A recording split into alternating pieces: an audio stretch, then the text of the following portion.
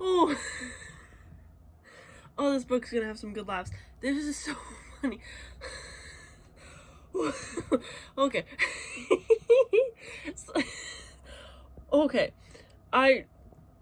This is so funny. So, imagine, you're on the run. We don't know why. You get to Australia. You have no money to your name.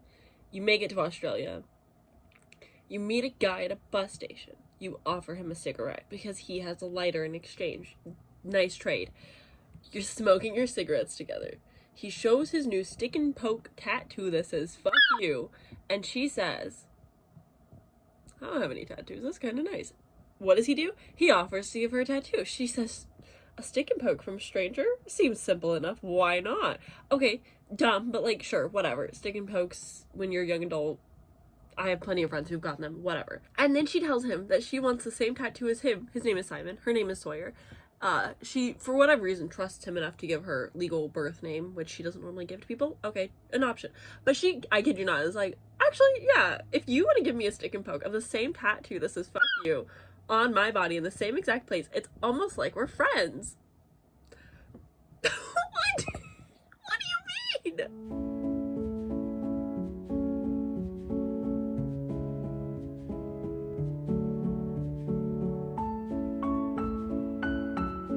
Hello. Let's talk about this book that I'm reading, which is, I'm 36 pages in. Okay, so welcome to this video. Hi, my name is Sam. Welcome to Booktober. I'm calling this video Reading BookTube's Worst Book. Why? Because so many of my fellow creators have read this book prior to me. All of my predecessors have read this book, and oh boy, howdy, have they hated it. I've seen so many 5 stars from my friends, but also significantly more 1 stars from my friends and fellow booktubers. So I'm finally putting it to the test.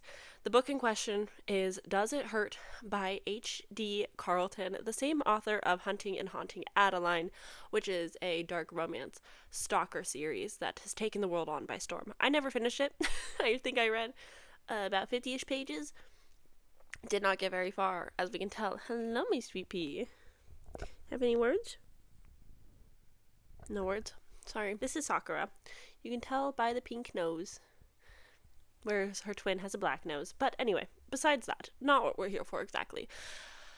Okay, so Does It Hurt by H.D. Carlton. Dark romance author, well loved. Why? I'm not sure. I can't really... We'll get into the more nuance of dark romance a little bit later in this video, I'm sure. But for right now, I just want to share with you what this book is about as I'm getting it started. This is a book following a girl named Sawyer. Sawyer is on the run. Why? We don't yet know.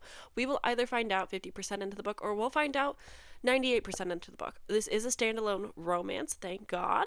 Thank the heavens. If it's not, I'll scream, but I'm pretty sure it's a standalone. But in this, we are following Sawyer. She's on the run. We meet up with her in an airport, and she is trying to go, I want to say to like Indonesia or something, but gets caught by somebody else in the airport and like is found out. And she's like, oh no, I can't get caught. I gotta go. Puts on a little disguise of sweatpants over her shorts, a baseball cap on her head, a hood over a low bun, and somehow she's indisguisable. That's not a word. She's in disguise, and this lady just completely loses her in a girl's bathroom. Okay, buys whatever flight is next out, and of course, we're going to Australia, babes. Home of all of my friends. It'll be so fun. We get to be in Australia. So Sawyer goes. Sawyer explains that she will have to steal a new identity, take on somebody else's persona and name, and yeah, so that's Sawyer. That's really all that we know. She's your classic girl. She is sarcastic and loves to get down and dirty with men, loves to do the deed. One night stands is her thing. No shame. Girl, you do you. Does have a pregnancy scare very early on. Takes a test. It's negative, and therefore she gets an IUD. Thank heavens. So she's established that she does not want children, and she has an IUD. I too have one. Truly one of the best decisions I had made for myself. I haven't had a period in like 2 years. Incredible. Yeah, that's all we know about Sawyer. She's just like a rough and tough kind of gal. She is anti making commitments and friends and such. She ends up at a bar. She gets a drink. She's using a fake ID. She is now Jamie Harrison, who is actually a man who she slept with, stole his money and identity, got a new ID made with her face, but his information and like her age-ish. She's 28, we've established. Thank God. She is an adult, a proper adult, at least as close as we're gonna get. And then she meets this guy, Enzo, at the bar. I think Enzo is our love interest, everybody, and I think he's supposed to be Italian. And I kind of hate it because already it's, do this for me, Bella. And I understand that Bella is beautiful, but it's just weird when like you're speaking English, but then like you throw in a singular Italian or Spanish word. Anywho, she talked to an Italian person about this, so it was a decision on everyone's part, and I guess we can blame all of the Italians forever for this. Enzo can just like read her like an open book. He knows that she's trouble and in danger, and like the bartender can read through her. So apparently she's like really bad at masking facial expressions, and I feel like if you're going to be a hard ass bitch, you should probably work on that. Maybe might be important. Anywho, Enzo and her bond a little bit. I think he works with sharks or something, or he's just a big shark enthusiast. I'm not really sure which it is, but he loves sharks and is like, you're swimming in the shark's home and sharks aren't going to bite you. You're less likely to die. Don't you worry about it, pal. And so they bond over sharks and his love for sharks, and he's just so hot, so attractive. And God, Sawyer is so fucking horny. I don't know if I've read a hornier character, but basically he's like, let me take you somewhere. Girls, don't go to a secondary location with a stranger. What are we doing? Anyway, it's a dark romance, so I guess conscience and intelligence just go out the window when an attractive man talks to a woman. So as we do, we go to a secondary location. A waterfall, in fact, which is normal. Normal and fun. So they go for a little swim, and I kid you not, 33 pages in, they're having sex. They're getting on, they're hooking up. It's a one night stand. He says that he wants no strings attached. It's a one-time thing, one and done. We'll never see each other again. They make this agreement. They basically shake hands. Cool.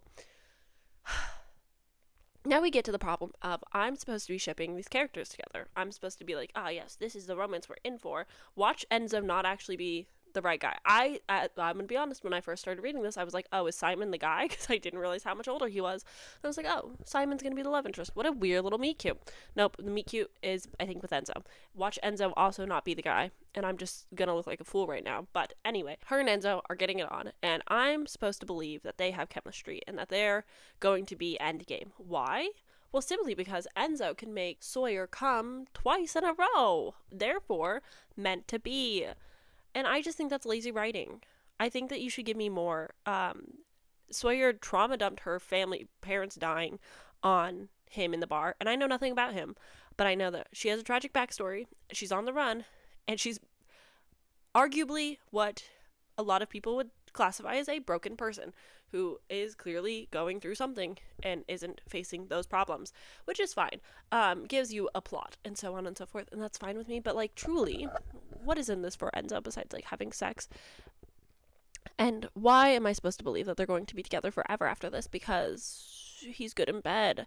Give me more to him besides that he's sarcastic and witty and has a shaved head. Like, come on. Give me something. Also, girl, you just got a stick and poke tattoo. Don't get in the natural water. Ugh. She knows it's going to give her an infection. She knows that it's a risk, but she takes the risk anyway. And I can't stand behind those bad decisions. That's stupid. That's so stupid. I got my belly button pierced, and then my boyfriend was like, we should go to a hot springs. And I was like, I can dip my feet in, but I'm not getting in that. I'm not risking a belly button infection. What the fuck? That's where we're at right now. I'm 36 pages in, and I already had this much to say. So this might be a longer video than I thought. And I'm not going to try and make this like a rant review. I simply do not know how I feel about this book, 36 pages in. I've laughed out loud a few times. I find it very funny. I don't know if it's supposed to be funny. I'm not sure what the intentions behind all of it is. The Mexi scene so far has not been, like, super cringe, but also, like, I don't like it. But when I read smutty books, like, I'm not necessarily reading it for, like, the smut. A lot of smut makes me cringe, and I don't like it. So we'll see how the rating at the end for the smut goes, but it's not my favorite so far. I don't like love the smut written, but it's not like so bad I'm cringing and wish I was anywhere else. So I'd say right now the smut meter is like a 3 out of 5 writing wise, not necessarily steam wise, but yeah, I don't know if I'm gonna like this. I've laughed. I am intrigued in what's going on. Why is she on the run? What's happening? So there's layers to the onion that I just don't know where I stand. I don't know if I'm liking it or if I'm hating it. And I don't know how this video will end, but I do know that I'm not having a worse time so far. So who knows? But me and the girls are going to keep reading and snuggling and having snacks and reading books and sprinting with friends. So that's kind of my plan for today, is to just hang out and read for a little bit. Yeah. That's it. That's all. I'm going to read some more. I'll check in with you guys in a bit when I have more things to say. I feel like this video will be a lot of clips of quotes that I find funny, like Sawyer liking octopi and therefore she's cool with having a stick and poke octopus ink tattoo because now the octopus can be with her forever. It's just funny lines that I just it's so wacky. So we're gonna sit down, we're gonna have a fun time, we're gonna keep reading this, and I'll check in with you guys later. Okay. Ooh, okay. 12 pages of sex was kind of a lot, and it was kind of cringy. They talked too much. There's so much dialogue whilst they were getting it on. Plus, like, the words chosen and the way that it's a little much. It was a lot. It was kind of a lot. It was a lot.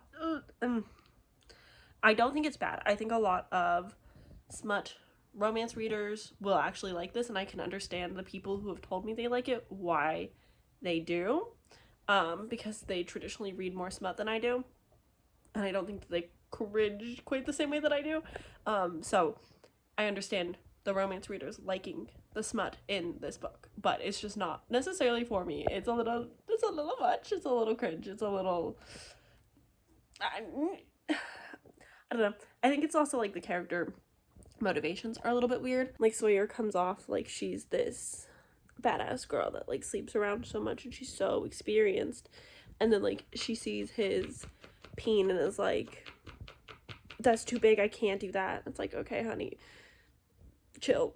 Relax.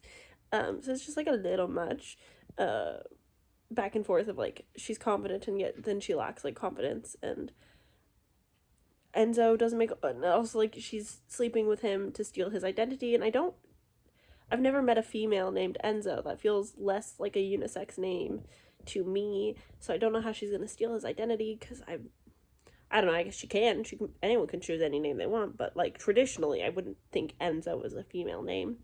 So anyway, the motivations are a little weird, but they're going back to his place, so woo.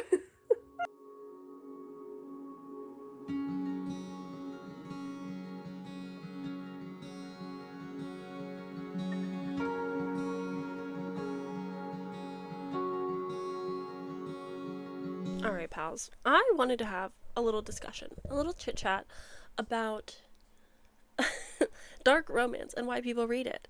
And, you know, kind of had to check myself on that, because I was coming into this not as like a hater of dark romance or anything, but felt myself falling into the little misogynistic tendencies of romance bad, romance isn't true literature, romance isn't good, which is just like objectively not true or legit at all in any way. I actually enjoy a lot of romance. I like my fantasy to have romance. I enjoy a romance book here and there that's set in the contemporary world. And so when I came into this discussion, it wasn't out of bad faith, but definitely with a lack of nuance at first, and through a lens that I don't want to typically have in my discussions.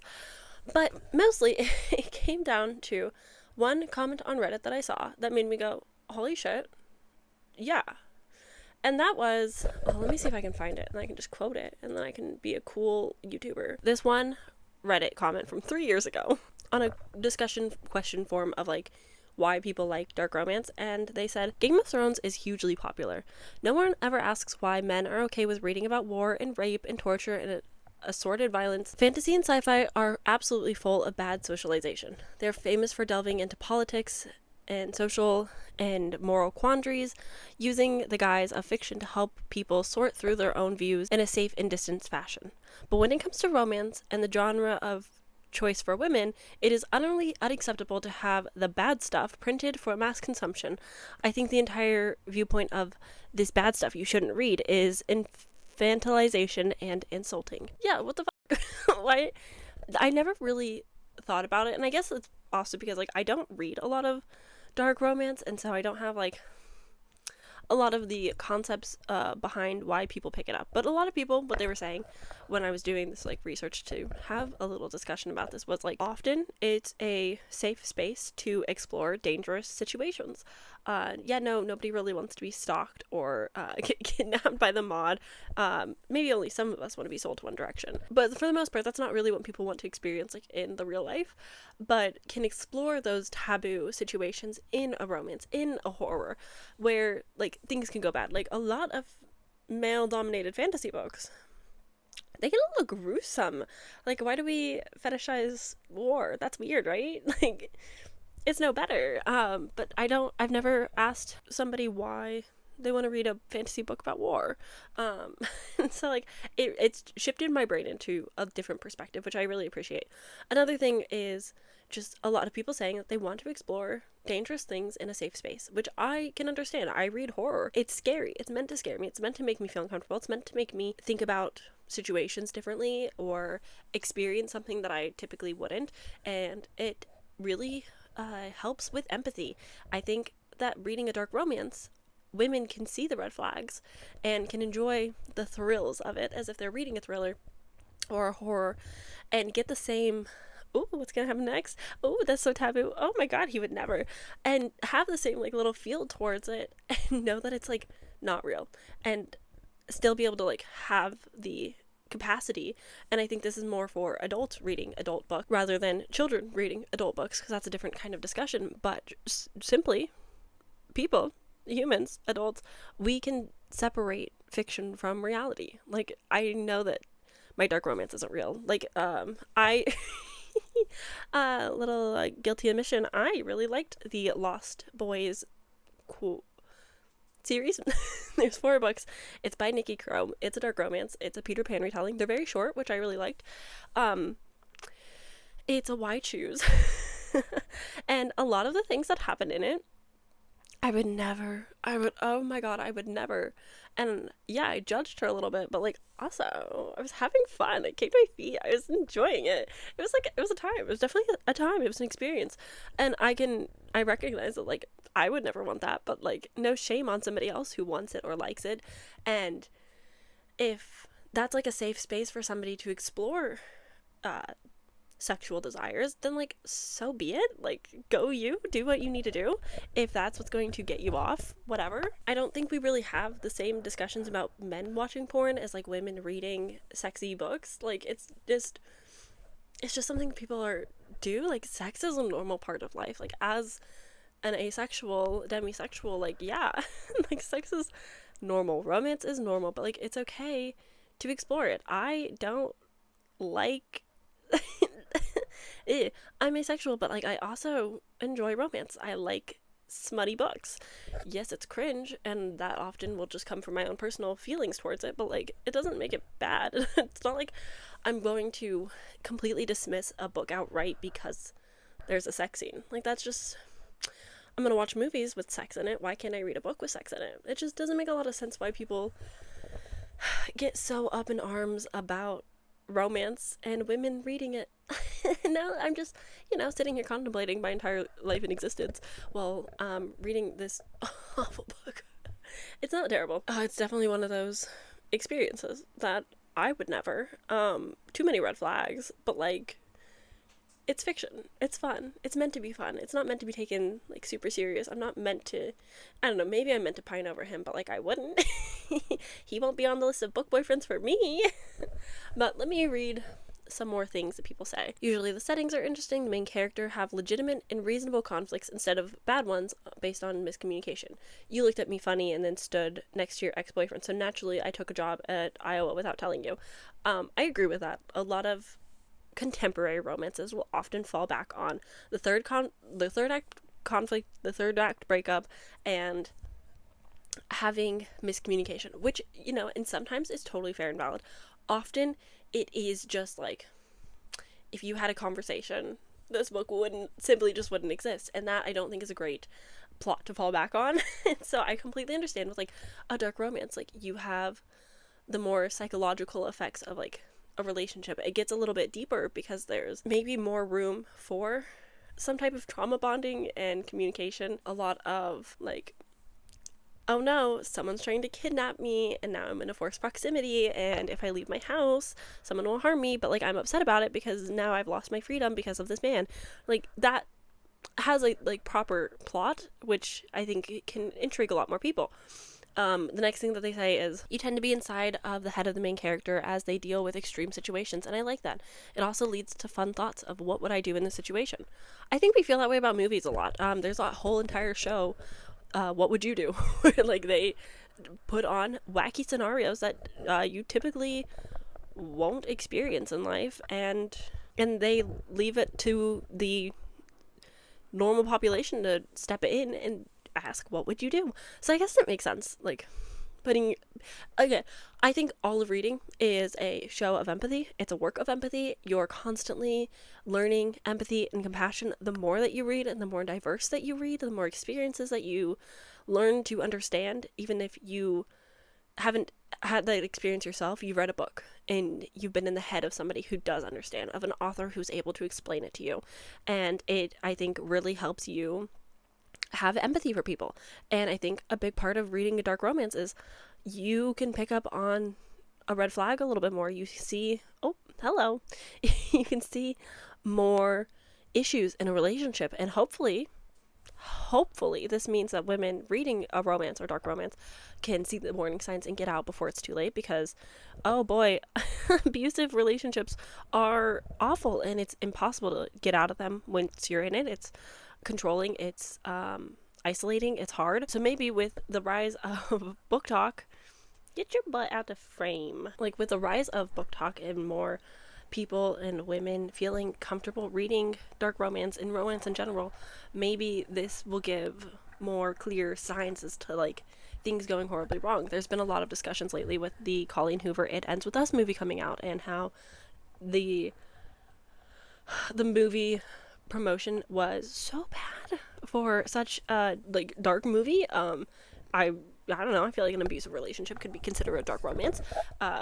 So I think it just helps people have more agency, able to see things a little bit more clear and have empathy for it, maybe to help friends or family, maybe to help other people in situations or even themselves. I just think that there can be like a lot of benefit from having more people explore these topics, because I know that I am 25 years old, and so me saying things like back in my day, because that's not the same, but I can empathize with people who feel isolated and feel like there's nobody to turn to. But with the rise of social media, there's platforms and ways to reach out and have contact with people, even if you don't have them in your everyday life. You don't see people eye to eye as much.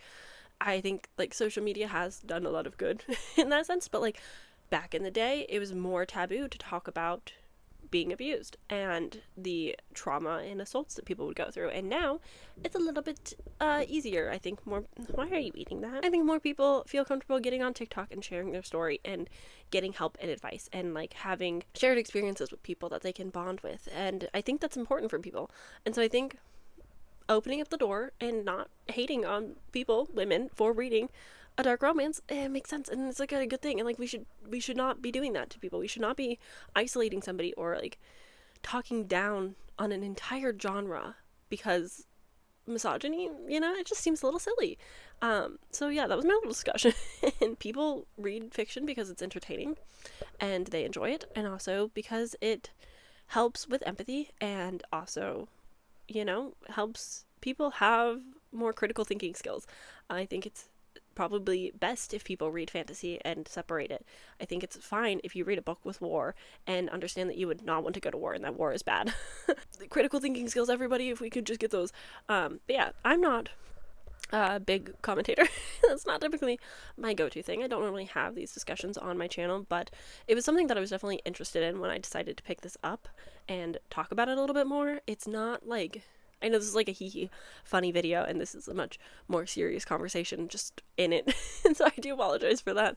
And if I like don't come across with my words super great, I'm sorry. I'm not like the best speaker. I usually only have these kind of discussions literally with my mom, and that's about it. And so like coming to the internet where I have to be a little bit more vulnerable and like share coherent thoughts and like make sense where people can easily misconstrue my thoughts. And so I didn't take notes for this. I didn't have a script, and I'm sorry. I probably should have. It would have been a little easier. But yeah, I hope that you get something out of this little silly conversation if you wanted to, or you skipped entirely, and that's also okay. I don't know if this is the end of the video. I don't know where I'm interspersing this conversation into this video, probably at the end. So I'll probably have a different outro before this discussion. Who knows what I'm going to do. Anyways, hope you enjoyed. Goodbye. I have some updates. I'm 41% into this. I'm in the middle of a very cringy little smutty scene, so it's definitely been time. Let's catch up on what's happened. I don't know if I explained to you what I was reading last when I was recording, but basically there was an attempted murder scene of our two love interests to each other. So like Enzo was trying to low-key scare, but also potentially attempted murder Sawyer.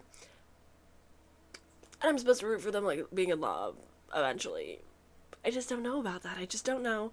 But basically, Enzo took Sawyer on the boat to go see the sharks, because he's like a shark boy. Like that's his big thing. He loves the ocean. He loves the wild sea life. And takes her to the ocean, gives them some food or slop or whatever, and then like proceeds to, I don't want to say this on YouTube, but like, you know, that he does some things.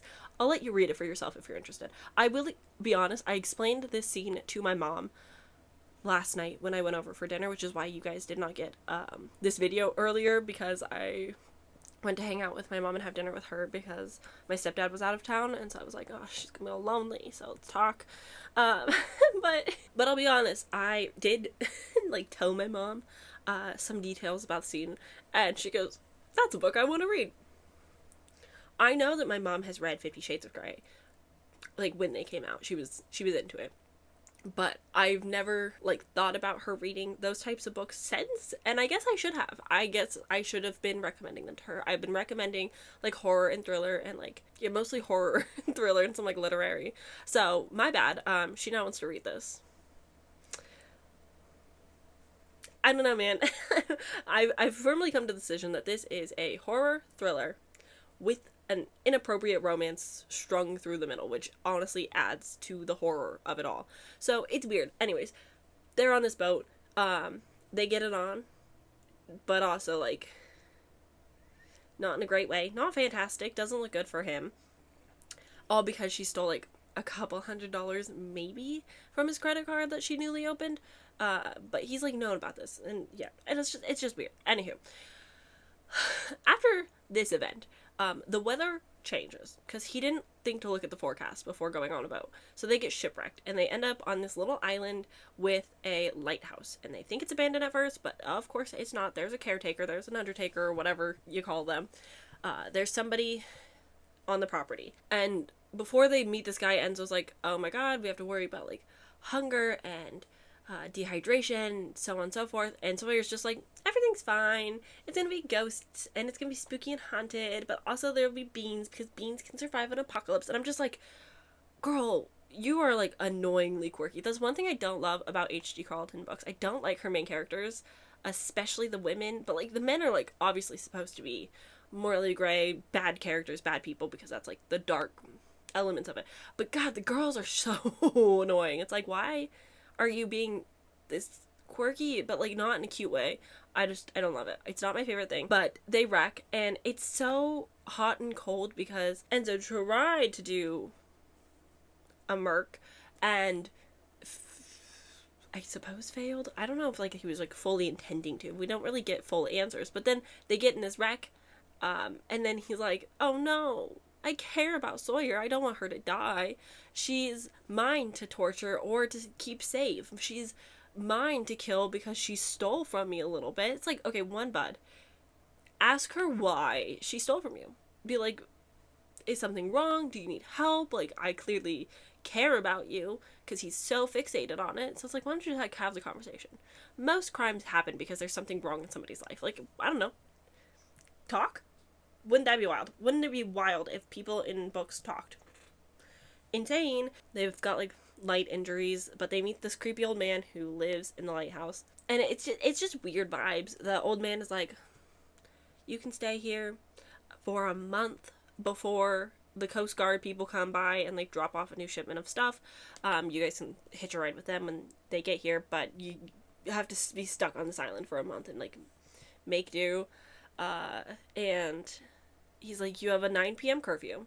I'll unlock your door at 7 in the morning for breakfast, and we'll find things for you guys to do during the day. So it's weird that they have a bedtime, and they do acknowledge that it's weird that they have a bedtime. But then they hear like sounds, spooky sounds of movement and chains rattling and being dragged on the floor, and they start seeing things, and the old guy's like, yeah, they're ghosts. Here's a little sad story of what happened, and these are the people who are haunting this land. Okay, and we believe him. He's completely factually true for this. Enzo isn't such a naive character, but Sawyer is like, yep, that's true. They're the ghosts. The ghosts are making noises. Which is just not what I thought this book was going to be. I'm gonna be super honest, it's not what I expected. Now, like I mentioned, this reads very like horror thriller with an inappropriate romance just in the middle. Like, they're literally around to find out, but they're literally doing the around, and they're not really finding out a whole lot, like in a way that you think would make sense to people in this situation. But my biggest issue is like, they're just so hot and cold with each other all the time. Like, they hate each other, they want to kill each other, but they're also so turned on by one another. Like, oh my gosh, I just can't control myself. One bed I have to share with you all night. It's like, come on, you guys are both grown adults. Please act like it a little bit, just a smidgen, please. Good lord. So I think I'm annoyed. I think honestly, if I wasn't a big horror and thriller reader, I can understand the appeal of this for a romance reader who's like not used to reading thrilling stuff or reading horror things, but like the dark romance kind of fulfills that. I think that this is honestly a little more extreme than the horror that I typically pick up. Like, it's so smutty, and I don't personally like love that. I don't love and adore it, but like, it's fine. But it's just, yeah, I can understand like a romance reader coming into this and being like, oh my god, what if though? Like, what if I was stranded on an island with this hot man who sometimes speaks Italian at me? But it's just like, it's wild. It's absolutely wild. So yeah, that's how I feel, I think. I don't know if I actually told you at all how I feel, because I'm still processing. It's hard to want to pick up. It's not bad. It's just not my cup of tea. It's not something that I necessarily like. There's certain things in like romance books that I don't want to get behind. One of those things is often essay of any kind. Like, it's hard for me to come back and be like, yeah, I'll forgive this character for doing atrocious things to another character. Like, it's just not something for me. That's my boundary, that's my line. I don't like it. But like, you know, I understand that it happens and it's real, but it's kind of romanticized because you're still supposed to root for these characters to be together even though they do these horrible things, and that's I have a hard time with. He's so big and she's so small. Like, I don't really care if she's 5'2" and he's 6'1". Like, that is fine. I get it. It's a thing that women obviously desire often as a taller man.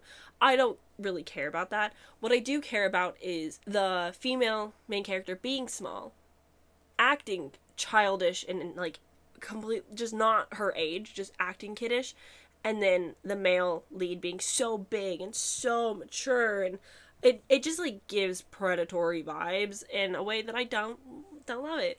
Also, just like calling women mean names also is like a red flag strike for you, but I lesser so. But he's just like not good, and she's just annoying. So I don't ship them. I don't want them to be together. I know that they're in a tough situation on the island, but like truly, she took a credit card out in your name. Say that your credit card information was like your stuff was stolen and somebody opened it falsely. Either get her arrested or just dispute the claims and move on with your life. Like, you don't have to kill her for it. It just seems like so extreme, and I don't really get why. So yeah, that's where I'm at. That's how I feel. We've been talking for so long about this. I'm sorry. It is a wild time. So I'm gonna keep reading because that's what I have to do. I need to read this. I have 2 hours left of the audiobook. I'm 41% in. I can do this. It'll be fine. I just don't want to pick it up. So yeah. Let's read. Oh God, I cry, trying to keep my voice down, but failing miserably. Can you see him, baby? Ask him for forgiveness. Why? I pant, another high-pitched moan nearly swallowing the word. Because you worship me now. I don't think that stealing somebody's money is quite the same as, like, you know, trying to kill them, but yeah, sure, whatever. She hurt you first. Okay, bud.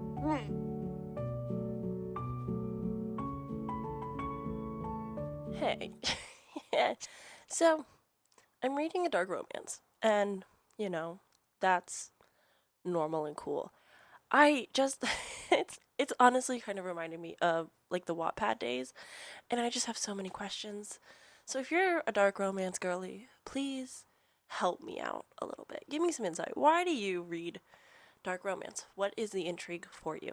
What draws you in? Because I can't. Oh, the tragic backstories are tragic. And, oh, the trauma bonding these people have.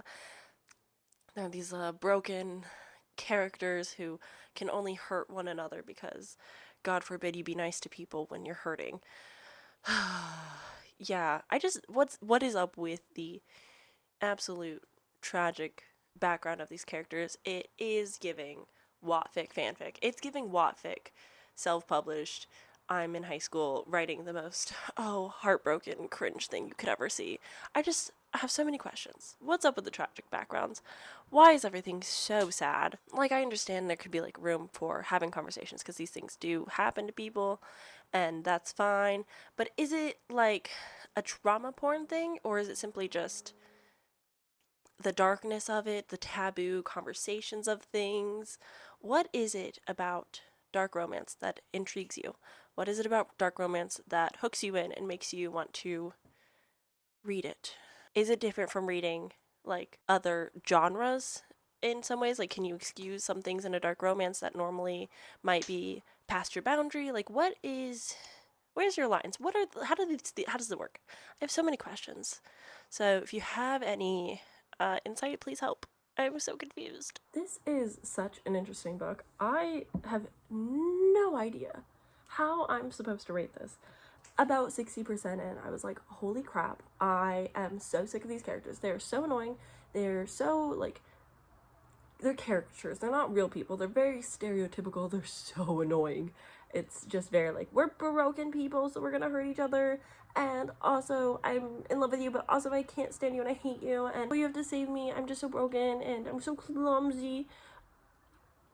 I'm over it. I'm so over it. But with being over it, about 60% in, I was like, this could end. This could seriously wrap up. It's like been back to back chapters of just sex, which is like fine if you're into that, but I'm not into that, and so it's like, so I just don't want it.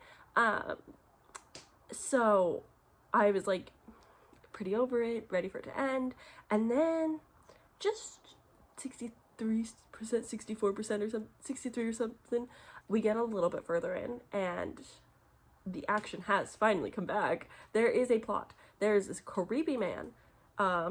The sounds that they are simply just not questioning enough. Like, you should be definitely more concerned about the sounds of chains and like rattling and crying. Like, you should be concerned about those sounds. Like, I understand that you think it's a ghost, but you sound stupid, and even if you believe in ghosts, think critically for like 3 seconds.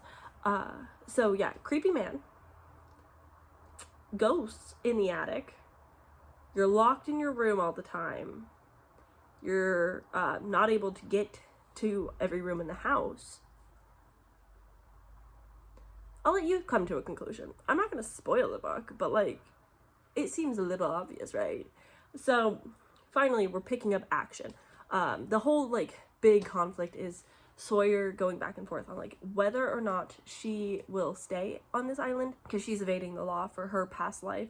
So it's a question of, is she going to stay here with this creepy old man forever, or is she going to stay with Enzo, who's fallen deeply in love with her in 6 weeks? That's our couples plot, our couples conflict, and that's fine and all.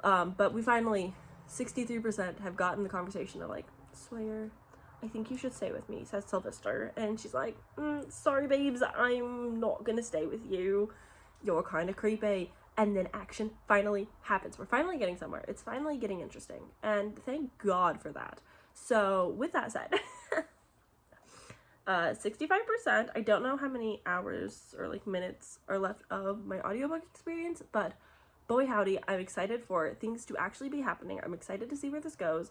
I hope that it stays engaging, even though like I know all of the spoilers. I've known the spoilers for a while. So it's fun seeing like the foreshadow laid, and it feels obvious to me because I know the spoilers, but I am curious of like how many people felt shocked by all of this versus how many people read thrillers and horrors on a regular occasion and kind of like saw the writing on the walls, if you will. With that said, they're annoying as fuck, but I am excited the action has finally picked up and we're finally concerned again about what's going on. So we're getting somewhere, and I'm okay with that. Oh my god, this dude. So, you know, I was all like, oh, finally we got some action, things are happening. Well, the action has slowed down, and 74%. So there was this big apology between the two where they were starting to make amends, where they were like, I'm sorry for how I've treated you and what I've done. You didn't deserve any of it. Like, we can be better, we can do better, we can be together, blah, blah, blah. And I was like, great. Finally, we could get somewhere in this horrible relationship. And just the way that they're so bad at communicating. Sawyer is fully aware that she does need therapy, which, God bless. I hope she gets the therapy she needs after this. But, oh my god, genuinely, 74% in, which means that this is a 10% later check-in, and I hate him again. So mad. I'm so annoyed with him, especially. Like, they're in a pretty, like, sticky situation right now, and he is just such an asshole for no reason. He does not need to be this mean when they're, like, clearly going through something, when he could just, like, communicate a little bit better, and it's not that hard. It just drives me up the walls how awful he is. The second the tension dies down and we're not so, like, action heavy, oh my gosh, scary stuff, which still, they're such idiots, but I just cannot with how quickly these two turn on each other. They're so close, they're in love with each other, they're gonna be together forever, and then he sees her without a shirt on and he gets mad at her because he can't sleep with her right now because it's a life or death situation. Dude, just say, hey, please put a shirt on. Now ain't the time. But also, I don't know, maybe don't get so aroused when you see a fucking pair of tits. Like, dude, ugh. He makes me really mad. I don't know if I've ever been so infuriated by a male lead in a book.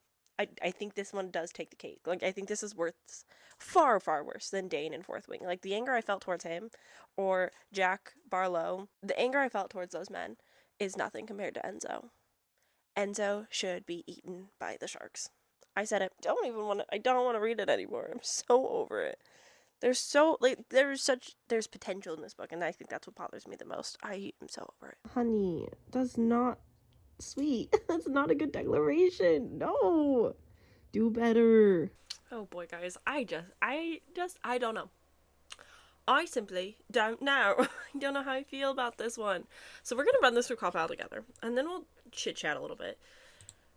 And then we'll go from there. This marks my 120. Nope. I can read numbers. This marks my 220th book for this year. Woof, man. Woof. Okay, let's see. Characters sucked. So I'm going to give them a solid 2. That feels mean. Here's So fun fact about me. I feel bad about rating things bad. I don't like giving out 2 stars. I really don't like giving out 1 stars. It just makes me feel bad. Like somebody tried, like somebody put their work into something, you know? But I also understand that rating is subjective and it's okay if I don't like something, and I have to accept that that's going to happen, and it's not going to hurt people's feelings, usually. So I'm going to stick with a 2. No, I'm going to give them 3. I'm going to give them a 3. I'm going to give the characters a 3. There were moments where they they made me laugh with their banter. I thought that they were cute at times, but overall, they were stupid and very annoying. They were too hot and cold with each other the entire time. Their motives just didn't feel fleshed out enough. Like, it didn't make proper sense as to, like, why they did the things they did. Like, their backstory doesn't make up for the fact of, like, the choices they make in the present with each other. It just didn't work for me. And they're just not intelligent people. They're just not smart people, and I understand that not everybody is smart. And not everybody has common sense. I do understand that. But in a book, I want an ounce, a little speck of brain cells rubbing together. That is all I ask. Like, I don't need them to be intelligent and smart, but I need something from them. And just, like, blindly believing that ghosts are in this house and this creepy man is just purely A-okay, I would be a little bit concerned. Okay, atmosphere. I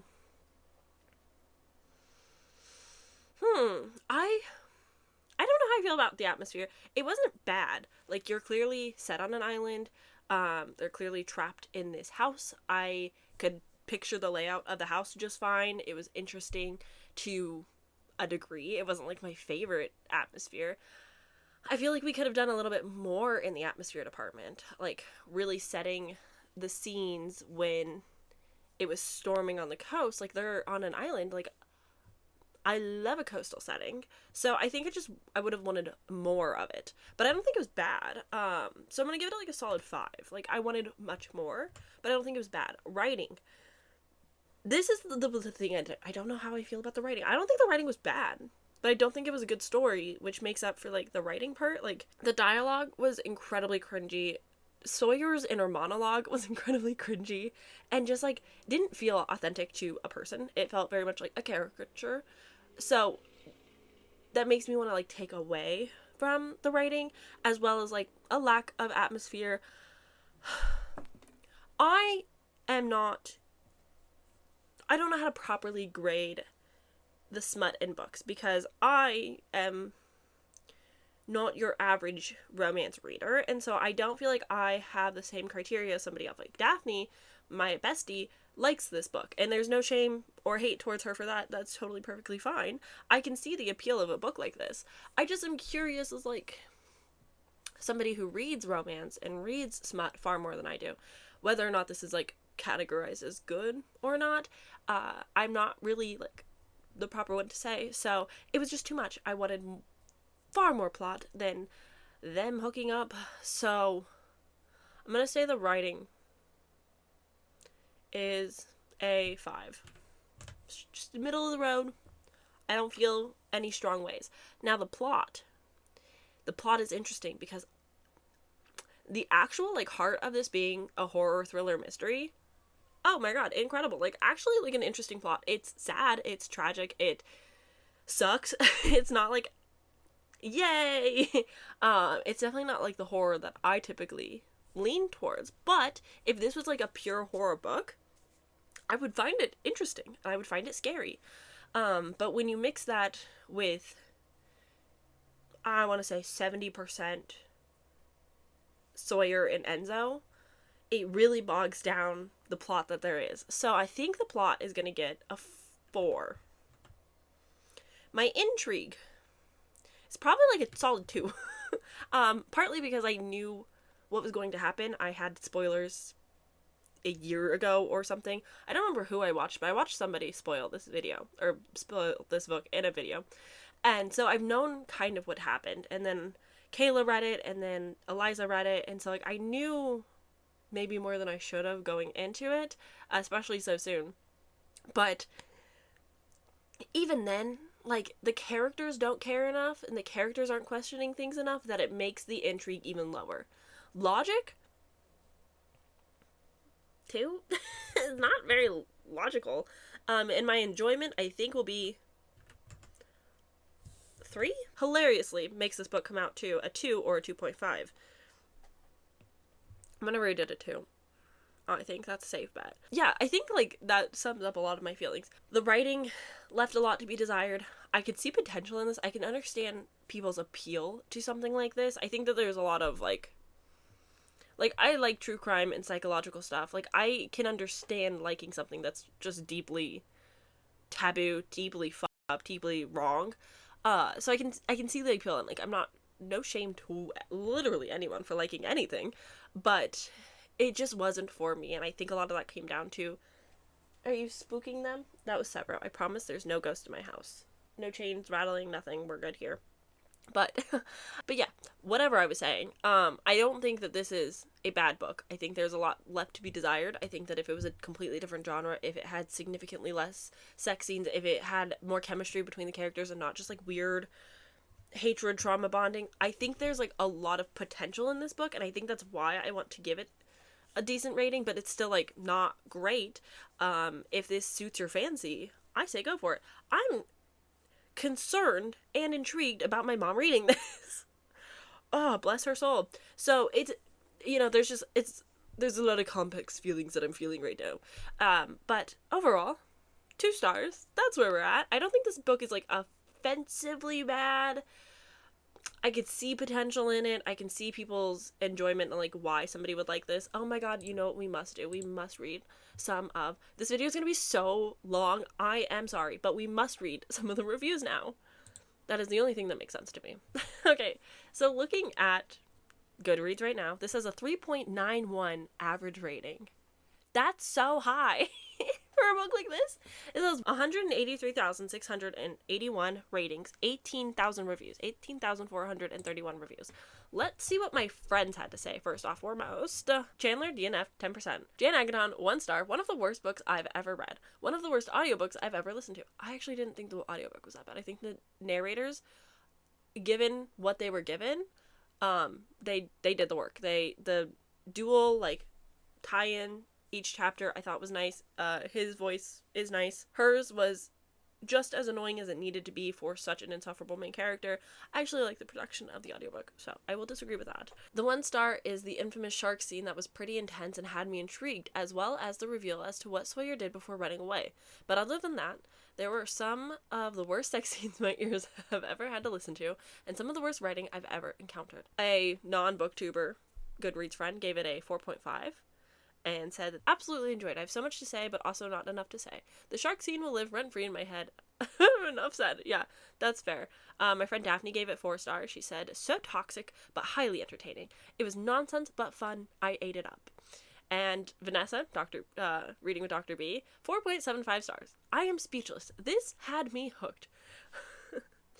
It was just the right amount of spice, but it is a wild ride. If you like dark romance, and this one is real dark, please check the trigger content warnings. None of this bothered me. However, much of the book left me gasping for air as I needed to know what was going to happen next. Another booktuber gave it a 2.5, but rounded up to 3. My friend Eliza said, 2 stars. This was so dumb. Someone said 1 star. The title literally refers to his dick. I'm sitting here staring at a wall, fully traumatized by what I just read. Enzo, you know what it never was? That serious. It was never that serious. It hurts my brain to know this book actually exists. All I know is that Enzo smells like fish 24/7. That is so funny and probably so true. If I go back and count how many times Bella and Bellalandra was used and get a penny for each, I'll be a billionaire. A lot of people joking about, yes, it does really hurt. Let's rate some of these 5 stars, because that's who really intrigues me. Who is this for? There are 65,000 5 stars and only 5,000 1 stars. That's insane. That's crazy. Absolutely devoured and loved it as much as Envo Enzo devoured Sawyer. It was a great story. I started reading without knowledge about it. It was effing amazing. Okay, people are literally thirsting after Enzo, and like somebody like says that he's theirs and to back off. Therapy for everybody. I understand the concept of a book boyfriend. I don't technically really have book boyfriends that I thirst after. It's not for me. But no shame to anyone who does. But I do think there needs to be a conversation about these women romanticizing a man who did try to kill a girl for stealing a couple $100 in a credit card made in his name. That seems extreme. He's got a bit of a temper. I think if you wanted to date him, he had to have agreed to therapy in the end. And guess what? Spoiler, they did not agree to therapy in the end after all the trauma. Easily the most unique, sexy, intense, and haunting book ever. I loved every single character, even the antagonist, because they were done so flipping well. Well, you know what, pals? That is Does It Hurt? I read it. I have done the thing. And this will live on my Kindle for who knows how long, because my mother wants to read it. And I have it on KU, which is a shared account with her. This was fun. This was wild. Far more wild than I actually thought it would ever be. Wow. Okay. There's nothing more for me to say. I think I've said everything. I'm sorry if I spoiled this too much. I hope that you guys enjoyed this video. I hope that it gave you something. I hope that it was at least entertaining. I need to reiterate, if you made it to the end, put a shark in the emoji in the comments, because thank you. But also, if you like this, genuinely, that is so fine and a-okay, and I'm so happy for you. Books aren't that serious. We all know it's fiction. We all know it's not real. Fiction does not translate to your real life views, usually. There's room for it, but like, in this dark romance case of Does It Hurt, I don't think people look at this and go, yes, that is good. So I don't want to generalize, but I'm just saying it's okay if people like this. I'm happy for anyone who's reading and enjoying the things that they read. Reading is for enjoyment and escapism and education and empathy and learning, and there's just so many things that go along with reading. And so although I'm stressed and need to stare at a wall for a couple hours, I'm happy for anyone who likes this, and I'm happy for anyone who has also read this and can relate to how I'm feeling right now, because that's beautiful to have shared experiences over the internet. Yeah, I'm gonna go. I'm gonna go, or else I'm gonna just keep rambling, because I'm processing. I don't know if you noticed, I'm processing with you guys actively right now, and I think I need to get offline for a little bit. So thank you so much for watching. I hope that you enjoyed. We'll see you guys tomorrow for another reading vlog. Bye! Oh boy.